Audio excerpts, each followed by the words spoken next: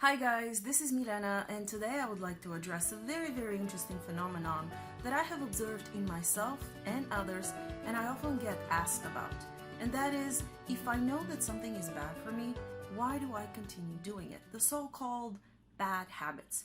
There are many different reasons for that and depends on the person and the situation, but there are a couple of really common threads and themes here that I would like for you to see if they apply to your so-called bad habits. One of the first reasons is so that we numb ourselves, so that we avoid something, escape something, and we don't think about something that we don't like. We usually use those to avoid a particular feeling, to distract ourselves from looking at a particular situation that we think we can't solve or makes us feel too much, makes us feel negative emotions, and we simply run away. We want to escape. And that's why we resort to our so-called bad habits, which of course doesn't really solve anything. It just delays the process and it allows the feelings to build up until you're ready to look at them. And this is why, and I keep referring to this exercise because it is super magical, we can actually look at things and use the exercise to process the emotions and the feelings and the situations that we are avoiding looking at, and it will be in the description box below. Now, the second reason why we continue with a bad habit, although we know it's not very good for us, you probably know that about 95% of the time we operate on autopilot. It's all of those programs, so to speak, that we've installed in ourselves so we don't have to think about, oh, I don't have to think about how exactly to articulate this particular word, how to walk, how to do all of the bodily functions and all of that. This is why we've installed those things, so that they work for us on autopilot.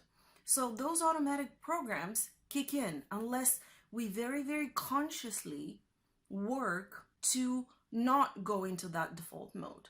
Or the other options for us is to remove that program and install a new one, make something new automatic. Very often people will say, oh yeah, but I'm not used to it, and I'm not used to this, and I'm not used to that. Well, how do we become used to things? How do we make new habits? And it is by repetition, repeating it enough times consistently over a period of time until this new software, so to speak, becomes the default.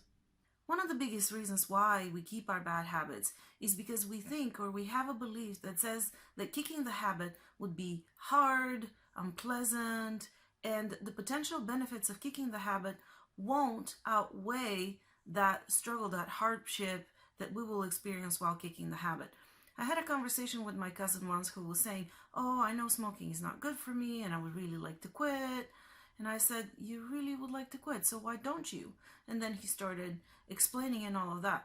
So we got to the bottom line is that we prefer to continue smoking or whatever our bad habit is because we think it will be less painful, less uncomfortable. And even though we would potentially like what it would feel like not to have it, we don't think that we would like it enough to make the effort of kicking that habit worthwhile. What has helped me when I have found myself in positions like that is to ask myself, and I have mentioned that in a different video, is what would this feel like if it were easy? And allow yourself to soak up that energy and absorb it, and then do that with that energy as your driving force. Whatever new habit you want to place instead of the old one, you set reminders for yourself several times a day to put it in place. You can set reminders on your phone, sticky notes everywhere that you can see them, whatever works for you.